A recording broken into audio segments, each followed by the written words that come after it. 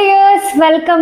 എല്ലാവരും എക്സാമിന്റെ ഡേറ്റ് വന്നൊരു ചെറിയൊരു ടെൻഷനിലൊക്കെ ആയിരിക്കും. നിങ്ങൾ വിചാരിക്കുന്നുണ്ടാവും ഇതുവരെ ട്രയൽ അലോട്ട്മെന്റ് റിസൾട്ട് പോലും വന്നിട്ടില്ല, ഞങ്ങളിപ്പോൾ അപ്ലൈ ചെയ്ത് കഴിഞ്ഞിട്ടല്ലേ ഉള്ളൂ. അപ്പോഴേക്ക് ഇത് ഓഗസ്റ്റിലാണ് എക്സാം എന്ന് പറയുന്നുണ്ട്. നമുക്ക് വന്നിട്ടുള്ള ഡേറ്റ് ഹയർ സെക്കൻഡറി ഓണപരീക്ഷ ഓഗസ്റ്റ് 10 മുതൽ 21 വരെയും, ഇനി ക്രിസ്മസ് പരീക്ഷയാണെങ്കിൽ ഡിസംബർ 11 മുതൽ 23 വരെയാണ്. നിങ്ങളിപ്പോൾ ഈ ഓണപരീക്ഷ ഓഗസ്റ്റ് 10 മുതൽ 21 വരെയുള്ളതായിരിക്കും നിങ്ങളിപ്പോൾ ചിന്തിക്കുന്നത്. ഇത് ജൂലൈയിലാണ് ഞങ്ങൾ ക്ലാസ് സ്റ്റാർട്ട് ചെയ്യുക, പിന്നെ ഓഗസ്റ്റ് ആകുമ്പോഴേക്ക് എക്സാം ആണോ എന്ന് നിങ്ങൾ ചിന്തിക്കുന്നുണ്ടാവും. എല്ലാ വർഷവും ഇതേ ഒരു പാറ്റേൺ തന്നെയാണ്. സോ ടെൻഷൻ ആവണ്ട, നിങ്ങൾ മനസ്സിലാക്കണം. ഇപ്പോൾ പല മക്കളും +1 സയൻസ് അഡ്മിഷൻ കിട്ടും എന്ന് ഉറപ്പുള്ള കുട്ടികളുണ്ടാവും. അവർ ഓൾറെഡി ട്യൂഷനായിട്ടും ഒക്കെ പോയി തുടങ്ങിയിട്ടുണ്ടാവും. ഈ കിട്ടാത്ത കുട്ടികൾ കിട്ടുമോ അല്ലെങ്കിലുള്ള ആ ഒരു ചിന്തയിൽ ഇരിക്കുന്ന മക്കളുണ്ടാവും. ആ മക്കളോടാണ് പറയാനുള്ളത്, ടെൻഷൻ ആവേണ്ട ഒരു കാര്യമില്ല. നിങ്ങൾ നമ്മുടെ ആ ഒരു മാസത്തോളം ഇപ്പം നിങ്ങൾക്ക് പുറമേയുള്ള ഗവൺമെന്റിന്റെ ക്വസ്റ്റ്യൻ പേപ്പേഴ്സ് അല്ല ഉണ്ടാവുക, സ്കൂളിൽ നിന്ന് തന്നെയുള്ള ക്വസ്റ്റ്യൻ പേപ്പേഴ്സ് ആയിരിക്കും മാക്സിമം ഉണ്ടാവുക. സോ ഓവർ ടെൻഷൻ അടിച്ചിട്ട് കാര്യമില്ല. സയൻസ് എടുക്കാൻ ഉദ്ദേശിക്കുന്നവരായാലും കൊമേഴ്സ് ആയാലും ഹ്യൂമാനിറ്റീസ് ആയാലും ഒക്കെ അത്യാവശ്യം പഠിക്കാനുണ്ട് എന്നുള്ള കാര്യം നിങ്ങൾ ആക്സെപ്റ്റ് ചെയ്യണം. നമ്മൾ ആക്സെപ്റ്റ് ചെയ്തേ പറ്റുള്ളൂ അത്. ഓക്കെ അല്ലേ? അപ്പോൾ ഫസ്റ്റത്തെ എക്സാമിന് ഓണപരീക്ഷയ്ക്ക് കുറേ ഒന്നും പഠിക്കാൻ നിങ്ങൾക്ക് ഉണ്ടാവില്ല. ഒരു 1-2 ചാപ്റ്റേഴ്സ് മാത്രമേ എക്സാമിന് ഉണ്ടാവുള്ളൂ, നമുക്ക് പ്രതീക്ഷിക്കാം. നിങ്ങൾ ഓവർ ടെൻഷൻ ആവേണ്ട ആവശ്യമില്ല. ഇനിയിപ്പോൾ നിങ്ങൾ വിചാരിക്കുന്നുണ്ടാവും സയൻസ് എടുക്കണം എന്ന് ആഗ്രഹമുള്ള കുറേ കുട്ടികളുണ്ടാവും. സയൻസ് കിട്ടുമോ എന്നുള്ള ഡൗട്ടുള്ള ആൾക്കാരുണ്ട്. അപ്പോൾ അവരോടാണ്, നിങ്ങൾക്ക് കിട്ടുമെന്ന് നിങ്ങൾക്കൊരു ഉറപ്പുണ്ടെങ്കിൽ, അല്ലെങ്കിൽ കിട്ടാൻ സാധ്യത കൂടുതലാണെന്ന് നിങ്ങൾക്കും ഒരു ഉറപ്പുണ്ടാവില്ല. സോ അങ്ങനെയുള്ള മക്കളാണെങ്കിൽ മാക്സിമം നിങ്ങൾ ട്യൂഷൻ അങ്ങനെയുള്ള എക്സ്റ്റേണൽ സപ്പോർട്ട് നിങ്ങൾക്ക് വേണമെന്നുണ്ടെങ്കിൽ ഇപ്പോഴേ സ്റ്റാർട്ട് ചെയ്തോളൂ കേട്ടോ മക്കളെ.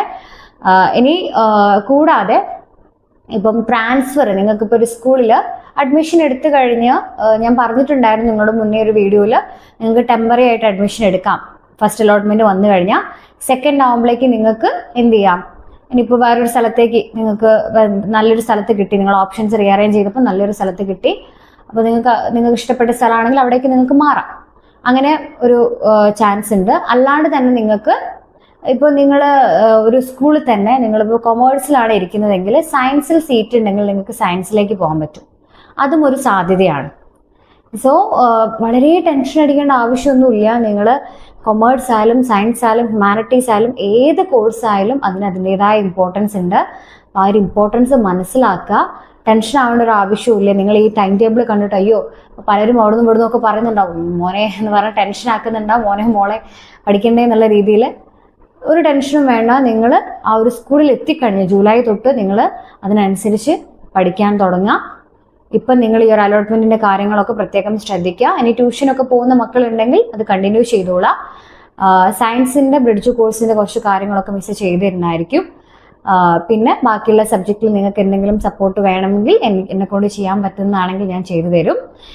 ഇനി സയൻസ് എടുക്കുന്ന മക്കളോടും കൂടിയാണ് ചില ടേംസുകളൊക്കെ, ഇപ്പോൾ മലയാളം മീഡിയം പഠിച്ച മക്കൾക്ക് ചില ടേംസുകളൊക്കെ മലയാളത്തിൽ കേട്ട ചില ടേംസുകളൊക്കെ ഇംഗ്ലീഷിലാണ് ഇനി കേൾക്കാൻ പോവുക.